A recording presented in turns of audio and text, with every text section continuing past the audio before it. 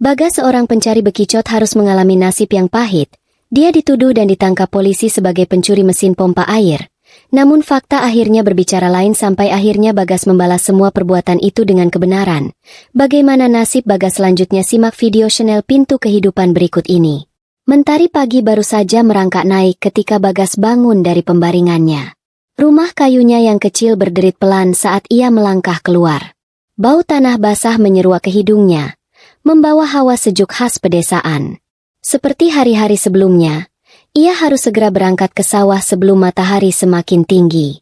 Di luar, istrinya, Sari, sudah menyiapkan sarapan sederhana, nasi dengan tempe goreng dan sambal terasi. Putranya yang masih kecil, Bima, duduk di sudut ruangan, mengusap matanya yang masih mengantuk. Bagas mengelus kepala bocah itu sebelum bergegas mengambil cangkul dan berangkat ke sawah.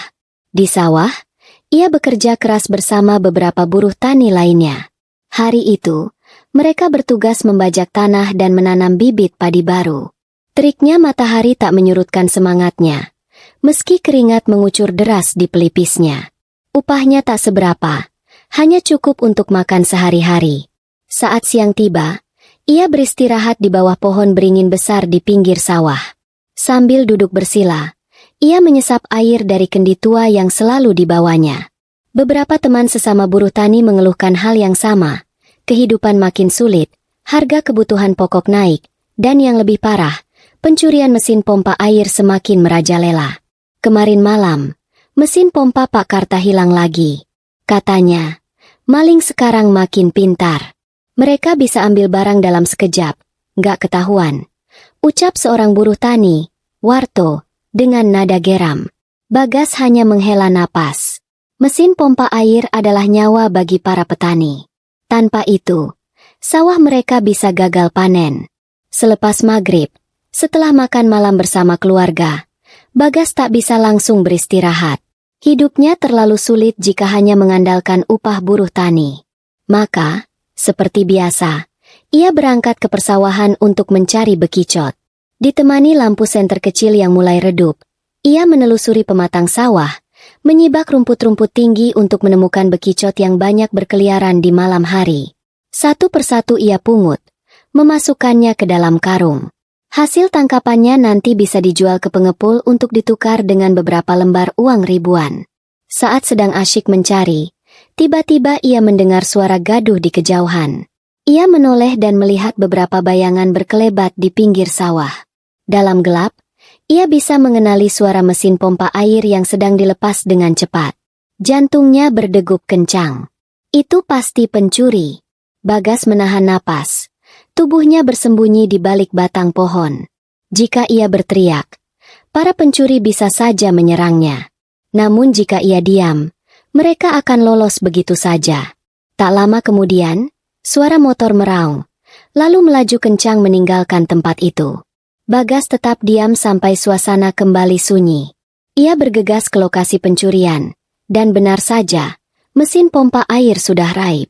Ia menelan ludah. Ini sudah keterlaluan. Jika terus begini, para petani bisa kehilangan mata pencaharian mereka. Malam semakin larut. Bulan sabit menggantung di langit. Cahayanya samar-samar menerangi sawah yang diselimuti kabut tipis. Suara jangkrik dan kodok berpadu, menciptakan irama malam yang akrab bagi Bagas.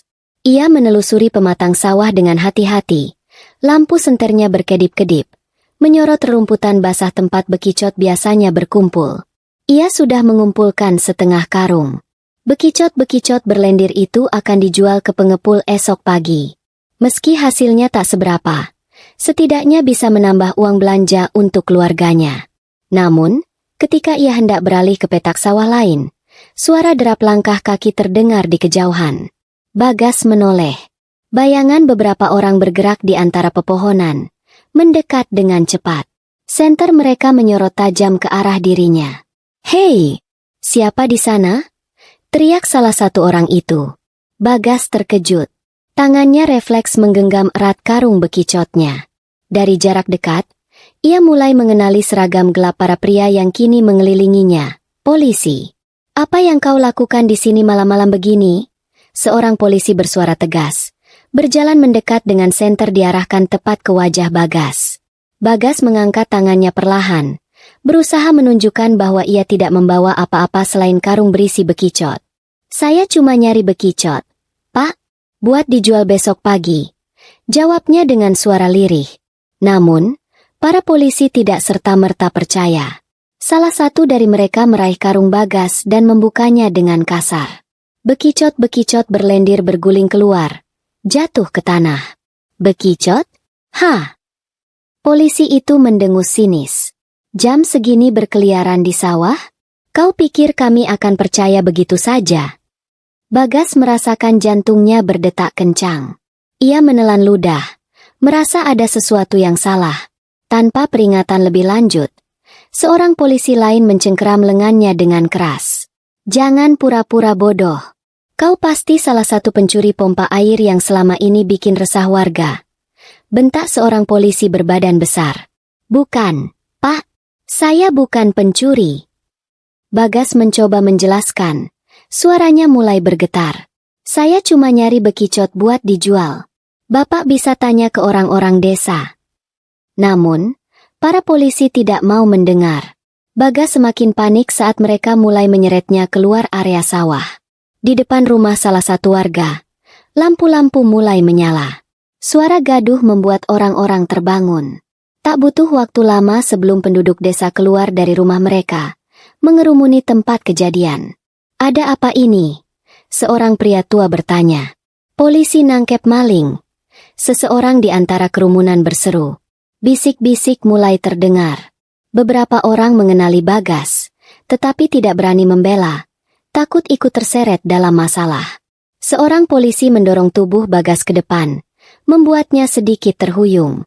Polisi lain mendekat, memegang dagunya dan mengangkatnya dengan kasar. Ayo, ngaku. Kau yang mencuri pompa air di desa ini, kan? Polisi itu berteriak tepat di wajahnya. Bagas menggeleng cepat.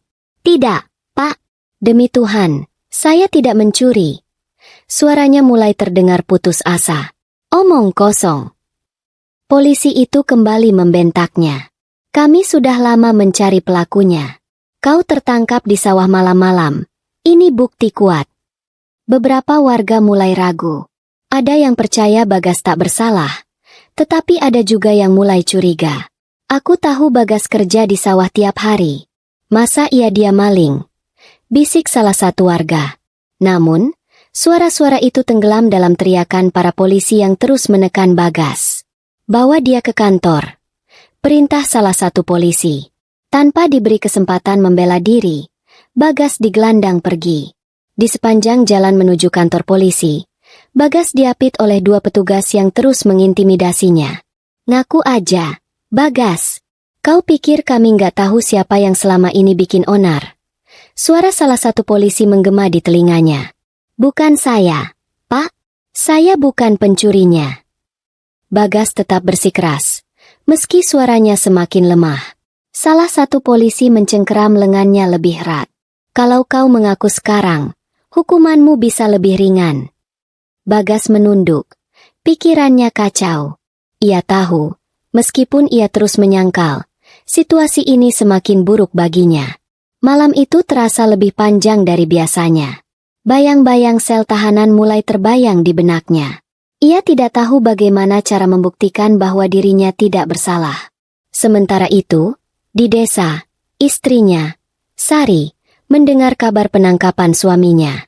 Ia terhuyung lemas. Air matanya mengalir. Bagaimana mungkin suaminya yang bekerja keras demi keluarga, kini dicap sebagai pencuri? Malam itu terasa begitu panjang bagi Sari. Ia duduk di sudut rumah kayu mereka yang kecil, mendekap Bima, anak sematawayangnya, yang tertidur dengan napas berat. Matanya sembab. Air mata sudah terlalu sering jatuh sejak kabar penangkapan Bagas menyebar ke seluruh desa.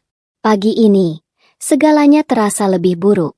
Ia harus menghadapi tatapan tajam dan bisik-bisik sumbang dari tetangga yang dulu bersikap ramah.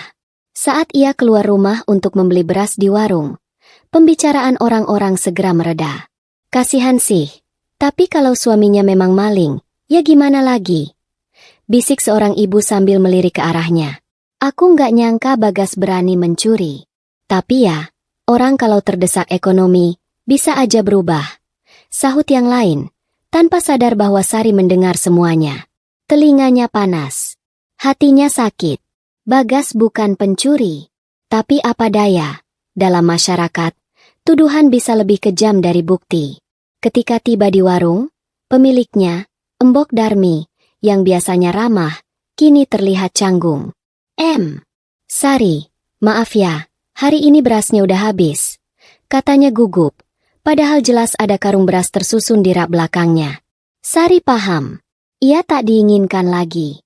Tak ingin berdebat, ia memilih pulang dengan tangan kosong. Sesampainya di rumah, ia menemukan Bima menangis. Bu, teman-temanku nggak mau main sama aku. Mereka bilang bapak maling. Isaknya. Sari memeluknya erat. Dengar, nak, bapak bukan pencuri. Orang-orang cuma belum tahu kebenarannya. Tapi bagaimana caranya membuat mereka percaya? Sari tahu ia tak bisa hanya diam di rumah menunggu keajaiban. Ia harus berbuat sesuatu. Dengan langkah mantap, ia mendatangi rumah Pak Wiryo, tetangganya yang baik hati. Pak, tolong bantu saya. Saya harus ke kantor polisi. Saya yakin Bagas nggak bersalah. Pinta Sari dengan suara penuh harap. Pak Wiryo menghela napas. Aku juga nggak percaya Bagas maling. Sari, tapi kamu harus siap. Di sana nggak akan mudah. Polisi lebih percaya laporan daripada mendengar orang kecil seperti kita. Tolong antar saya. Saya nggak peduli seberapa sulitnya. Jawab Sari dengan tekad bulat. Akhirnya, mereka berdua menuju kantor polisi. Hati Sari berdebar. Tangannya gemetar saat melangkah masuk. Di dalam, suasana dingin dan penuh wibawa menyelimuti ruangan. Seorang petugas berseragam duduk di belakang meja, menatap mereka dengan datar. Ada keperluan apa? Tanyanya tanpa ekspresi. Sari menelan ludah, lalu berkata, saya istri Bagas. Saya mohon, Pak, tolong lepaskan suami saya. Dia bukan pencuri. Dia hanya pencari bekicot. Tolong dengarkan saya. Petugas itu mengangkat alis, lalu mendesah. Kasusnya sedang ditangani. Kalau suamimu benar tidak bersalah, nanti pasti dilepas. Tapi Pak, dia tidak bersalah. Tolong, setidaknya beri dia kesempatan membela diri. Petugas itu hanya menatapnya dingin. Kami sudah menerima laporan dari warga yang mencurigainya. Kalau kamu ingin membela suamimu, bawa saja bukti bahwa dia tidak bersalah. Sari merasa dunia berputar di sekelilingnya. Bukti. Bagaimana ia bisa membuktikan seseorang tidak bersalah jika suaminya bahkan tak diberi kesempatan untuk membela diri? Ia masih mencoba bicara, tapi petugas itu berdiri dan berjalan pergi, meninggalkannya begitu saja. Pak, tolong. Suara Sari mulai pecah, tapi tak ada yang peduli. Ia merasa ingin berteriak. Dunia ini begitu sempit untuk orang sepertinya. Tidak ada yang mau mendengar. Orang miskin seperti mereka hanya bisa menerima nasib, tanpa suara, tanpa keadilan. Di luar kantor polisi, Pak Wiryo mengusap pundaknya pelan. Aku bilang juga apa? Sari, orang kecil selalu kalah. Sari menggeleng. Ia tidak akan menyerah. Bagas tidak bersalah. Dan ia akan mencari cara untuk membuktikannya. Namun, di sudut hatinya, ia bertanya-tanya, berapa lama lagi mereka harus bertahan dalam ketidakadilan ini? Di dalam ruangan pengap dengan cahaya lampu yang redup, Bagas duduk di kursi kayu tanpa sandaran. Kedua tangannya terikat di belakang kursi. Wajahnya kotor dengan keringat yang mengalir di pelipisnya. Di hadapannya, dua orang polisi berpakaian preman menatapnya dengan tajam. Sudah, Bagas, ngaku aja. Bentak salah satu polisi berbadan kekar, menabrakkan telapak tangannya ke meja hingga membuat suara dentuman keras. Bagas menelan ludah. Dadanya berdebar. Tapi ia tetap menatap lurus ke depan. Saya bukan pencuri, Pak. Saya cuma cari bekicot di sawah. Kenapa saya harus ngaku? Seorang polisi lain, yang sejak tadi berdiri bersandar di dinding, mendekatinya perlahan. Ia menunduk, menatap wajah Bagas dari dekat, lalu tiba-tiba menjambak rambutnya, menarik kepalanya ke belakang. Dengar, ya, kami sudah capek ngurus orang kayak kamu. Wilayah ini udah lama diteror maling, sekarang kamu ketangkep. Kenapa malah sok polos? Bagas meringis, tetapi ia tetap bertahan. Saya nggak maling, Pak. Kalau memang saya maling, mana buktinya? Polisi yang tadi menghantam meja mendecak kesal. Ia mengambil sebotol air mineral dari meja, lalu menyiramkannya ke wajah Bagas. Air dingin itu mengalir di wajahnya, bercampur dengan keringat dan debu yang melekat sejak ia ditangkap. Kamu kira bisa main-main sama kami? Suara polisi itu semakin meninggi. Bagas menarik napas dalam, menahan emosi yang berkecamuk. Bapak boleh menyiksa saya, boleh teriak-teriak. Tapi saya nggak akan ngakuin sesuatu yang nggak saya lakukan. Seorang polisi lain masuk ke ruangan. Wajahnya tegang. Pak, Kapolsek nanya, kapan tersangka ini mau ngaku? Kita nggak bisa lama-lama. Persetan. Orang ini keras kepala. Sudah 2 hari nggak ada kemajuan. Polisi yang tadi menyiksa Bagas menggeram marah. Keadaan semakin tidak terkendali. Mereka mulai kehabisan cara. Jika Bagas tidak mengaku, bagaimana mereka bisa mempertahankan wajah di depan masyarakat? Apalagi, video penangkapannya sudah viral. Jika sampai dia terbukti tak bersalah, reputasi Kapolsek akan hancur. Kapolsek akhirnya turun tangan. Ia masuk ke ruangan interogasi dengan langkah lebar. Matanya menatap tajam ke arah Bagas yang masih terduduk dengan wajah pucat. Dengar, Bagas. Kamu mau dipermalukan terus seperti ini? Suaranya dingin dan menusuk. Bagas menggeleng. Saya nggak maling, Pak. Tolong buktikan dulu sebelum menuduh saya. Kapolsek menghela napas, lalu menoleh ke anak buahnya. Kalau dia nggak ngaku juga sampai besok, kita bakal tambah tekanan. Kita nggak bisa dilecehkan di depan umum gara-gara kasus ini. Bagas menggertakkan giginya. Di satu sisi, ia ingin menyerah. Rasa sakit di tubuhnya sudah cukup untuk membuatnya jatuh. Tetapi ia tahu, jika ia mengaku hanya demi menghentikan penyiksaan, maka ia akan dicap sebagai pencuri seumur hidupnya. Tidak, saya tidak akan mengaku. Suaranya lirih, tapi penuh keyakinan. Di sudut ruangan, seorang polisi muda bernama Rian memperhatikan jalannya interogasi dengan ekspresi yang sulit ditebak. Sejak awal, ia merasa ada sesuatu yang janggal dalam kasus ini. Ia mengingat laporan awal. Seorang warga menelepon polisi karena melihat seseorang di sekitar sawah yang sering kehilangan pompa air. Tetapi, tidak ada saksi mata yang melihat Bagas mencuri. Lalu, di mana buktinya? Sementara rekan-rekannya terus menekan Bagas, Rian mulai merasa gelisah. Ia tidak bisa membiarkan seseorang yang mungkin tak bersalah dihancurkan seperti ini. Malam itu, ketika suasana kantor polisi mulai sepi, Rian memutuskan untuk menyelidiki sendiri. Ia mengambil motor dinasnya dan pergi ke lokasi tempat Bagas ditangkap. Dengan senter di tangan, ia menyusuri area persawahan. Ia mencoba memeriksa ulang apakah ada jejak yang bisa mengarah ke pelaku sebenarnya. Tak jauh dari tempat Bagas ditangkap, ia melihat bekas jejak roda di tanah yang masih basah. Jejak itu cukup dalam, seperti berasal dari kendaraan bermotor yang membawa barang berat. Kalau memang Bagas pelakunya, dia pasti jalan kaki. Tapi kalau ini jejak kendaraan, berarti ada kemungkinan pencuri sebenarnya menggunakan mobil atau motor untuk membawa barang curian. Penasaran, Rian mengikuti jejak tersebut hingga akhirnya mengarah ke sebuah rumah di pinggiran desa. Rumah itu tampak sepi, tetapi di garasi kecilnya, ada sesuatu yang menarik perhatiannya. Sebuah mesin pompa air, dengan kondisi yang sudah dimodifikasi. Seakan-akan pemiliknya ingin menyembunyikan asal-usul barang tersebut. Rian mengernyit. Nalurinya mengatakan, ia telah menemukan sesuatu yang penting. Ia kembali ke kantor polisi dengan napas memburu. Keesokan paginya, tanpa memberitahu Kapolsek, ia mengajak beberapa rekan sesama polisi untuk menggerebek rumah tersebut. Benar saja. Dari dalam rumah, mereka menemukan lebih banyak barang curian, onderdil mobil, beberapa pompa air, dan berbagai alat pertanian yang dilaporkan hilang selama ini. Pemilik rumah, seorang pria berusia sekitar 40 tahun, hanya bisa terdiam saat polisi memborgol tangannya. Ini nggak mungkin. Saya cuma nyimpen barang ini buat teman saya. Pria itu berusaha berdalih, tetapi terlalu banyak bukti yang menunjukkan keterlibatannya. Di kantor polisi, Kapolsek menatap Rian dengan ekspresi sulit ditebak. Jadi, maksudmu kita sudah salah tangkap?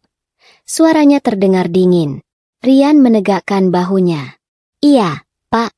Bukti-bukti sudah cukup jelas. Bagas bukan pelakunya. Ruangan menjadi hening.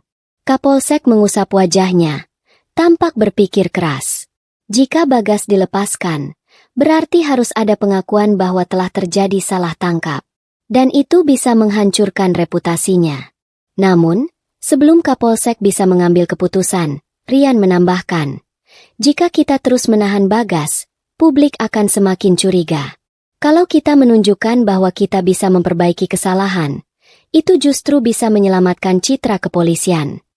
Kapolsek menatapnya lama, lalu akhirnya menghela napas berat. Bebaskan Bagas, tapi pastikan semua ini ditangani dengan baik. Beberapa jam kemudian, Bagas akhirnya dibebaskan. Wajahnya masih penuh luka, tetapi matanya tetap teguh. Sari menangis saat melihat suaminya keluar dari kantor polisi. Ia langsung memeluknya erat. Bagas, aku tahu kamu nggak bersalah. Aku tahu. Bagas mengangguk lemah, menatap Rian yang berdiri tak jauh dari mereka. Rian hanya tersenyum kecil. Maaf atas apa yang terjadi, Pak Bagas. Saya hanya menjalankan tugas. Bagas mengangguk. Terima kasih. Kalau bukan karena kamu, mungkin saya masih di dalam sana. Hari itu, kebenaran akhirnya menang. Tetapi di balik semua itu, dunia tetap berputar dengan caranya sendiri. Kepercayaan masyarakat terhadap hukum telah tercoreng, dan butuh waktu lama untuk memperbaikinya. Namun bagi Bagas dan keluarganya, keadilan yang sempat hilang akhirnya kembali. Kebebasan seharusnya menjadi akhir bahagia bagi siapapun yang pernah terjebak dalam ketidakadilan. Namun bagi Bagas dan keluarganya, kebebasan itu datang dengan harga yang terlalu mahal. Setelah keluar dari kantor polisi, Bagas berharap bisa kembali ke kehidupannya yang biasa. Meskipun ia sadar, semuanya sudah berubah. Setiap langkah yang ia ambil di desa kini terasa berat. Tatapan orang-orang, yang dulu hanya sekilas lalu, kini penuh bisik-bisik. Itu dia, si maling yang bebas. Bisa saja polisi salah, tapi tetap aja, mana ada asap kalau nggak ada api. Kasihan istrinya, harus nanggung malu gara-gara dia. Kata-kata itu berbisik di udara, menyelinap ke telinga Bagas, merobek harga dirinya pelan-pelan. Sesampainya di rumah, Sari menyambutnya dengan mata bengkak. Ia tersenyum, tapi senyum itu tidak bisa menyembunyikan kelelahan dan kepedihan yang tertanam di hatinya. Kamu pulang, Mas. Suaranya lirih, seakan ingin memastikan bahwa ini bukan sekadar mimpi. Bagas mengangguk. Tangannya gemetar saat ia mengusap kepala anaknya yang berlari ke arahnya. Tapi anaknya tidak seceria dulu. Bocah itu hanya menatapnya lama, sebelum akhirnya berkata, "Bapak jahat ya? Teman-teman gak mau main sama aku lagi. Katanya bapak pencuri." Bagas menelan ludah. Dunia yang ia kenal sudah berubah. Rumahnya masih sama, tapi rasanya bukan tempat yang aman lagi. Ia menatap ke dapur, melihat beberapa karung beras kosong. Beberapa hari ia ditahan, tak ada penghasilan masuk. Sari bahkan harus meminjam uang kepada tetangga untuk makan mereka sehari-hari. Tapi lebih dari itu, Bagas tahu, luka yang paling dalam bukan hanya soal ekonomi, melainkan bagaimana mereka diperlakukan oleh orang-orang yang dulu mengenalnya dengan baik. Sari masih ingat saat ia pergi ke warung kemarin, setelah mendengar kabar bahwa suaminya akan dibebaskan. Ia mendekati kios Bumirah untuk membeli beras, tetapi perempuan parubaya itu hanya mendesah dan menatapnya dengan mata penuh keraguan. "Maaf, Sari, aku nggak bisa ngasih utangan lagi. Suamimu baru keluar dari kantor polisi, kan? Aku nggak mau ikut-ikutan nanti." Kata-kata itu terasa lebih menyakitkan daripada pukulan apapun. Dan Sari hanya bisa menggigit bibir, menahan air mata. Bu Mirah, Mas Bagas nggak bersalah. Polisi salah tangkap. Semua orang juga sudah tahu. Bu Mirah hanya mendengus. Ya, tapi tetap saja. Nama baik itu susah dikembalikan. Orang-orang tetap akan ingat kejadian ini. Maaf, Sari. Sari pulang dengan tangan kosong dan hati yang remuk. Ia sadar, meskipun suaminya telah bebas, bayangan tuduhan itu tidak akan pergi begitu saja. Namun, kebebasan Bagas juga menjadi tamparan keras bagi warga yang dulu lantang menghardiknya. Pak RT, yang dulu ikut menonton saat Bagas diarak rumah warga, kini hanya bisa menunduk saat bertemu dengannya. Bagas, maaf, aku seharusnya nggak langsung percaya begitu saja. Katanya suatu hari, saat bertemu di jalan. Bagas menatapnya lama, lalu mengangguk kecil. Apa gunanya minta maaf sekarang, Pak? Waktu saya dipermalukan, nggak ada yang peduli. Waktu anak istri saya dikucilkan, nggak ada yang membela. Pak RT tak bisa berkata-kata. Ia tahu, Bagas benar. Di sisi lain, beberapa warga mulai merasa bersalah. Mereka yang dulu ikut menyebarkan gosip kini mencoba berbicara lebih lembut dengan keluarga Bagas. Tetapi Sari dan Bagas tahu, kepercayaan yang hancur tidak bisa diperbaiki hanya dengan kata-kata. Sementara itu, di kantor polisi, kegaduhan besar terjadi. Kapolsek akhirnya harus mengambil keputusan berat. Salah tangkap ini tidak bisa dibiarkan begitu saja. Ajun Inspektur 2 Insinyur, polisi yang pertama kali menangkap Bagas, dipanggil ke ruangannya. Kamu tahu kenapa saya memanggilmu? Suara Kapolsek terdengar tajam. Insinyur menundukkan kepala. Iya, Pak, saya salah. Salah. Kamu bukan hanya salah. Kamu sudah mencoreng nama institusi kita. Kamu menangkap orang tanpa bukti kuat, mengintimidasinya, dan membiarkan masyarakat mempermalukannya. Kamu tahu akibatnya. Insinyur tidak menjawab. Tetapi dalam hati, ia tahu, semua ini bukan hanya soal reputasinya, tetapi juga soal keadilan yang telah ia nodai. Kapolsek mengambil berkas di mejanya dan membacanya perlahan. Mulai hari ini, kamu diberhentikan sementara. Kamu akan menjalani pemeriksaan lebih lanjut oleh internal kepolisian. Dan kemungkinan besar, kamu akan dipindahkan ke daerah lain. Tidak ada tempat bagi polisi yang sembrono di sini. Wajah insinyur memucat. Pak, mohon pertimbangkan lagi. Kapolsek menatapnya dengan tajam. Pertimbangkan? Kenapa aku harus mempertimbangkan seseorang yang sudah merusak hidup orang lain? Dan hari itu, insinyur meninggalkan kantor dengan langkah berat. Ia telah kehilangan jabatannya, dan mungkin juga kepercayaannya terhadap dirinya sendiri. Bagas akhirnya mendapatkan kebebasannya. Polisi yang menangkapnya dihukum. Pelaku sebenarnya telah ditemukan. Tetapi apakah keadilan benar-benar berpihak kepadanya? Ia masih harus menatap wajah-wajah yang menghindarinya. Ia masih harus berjuang mendapatkan pekerjaannya kembali. Ia masih harus menenangkan hati istrinya, yang kini semakin pendiam. Di suatu malam, saat duduk di beranda, ia menatap langit yang gelap. Dunia ini nggak adil. Ya, Sari, yang duduk di sebelahnya, hanya menggenggam tangannya erat. Mungkin nggak, Mas. Tapi kita harus tetap hidup, kan? Dan di bawah langit malam yang bisu, Bagas hanya bisa berharap bahwa suatu hari nanti, keadilan tidak hanya milik mereka yang berkuasa.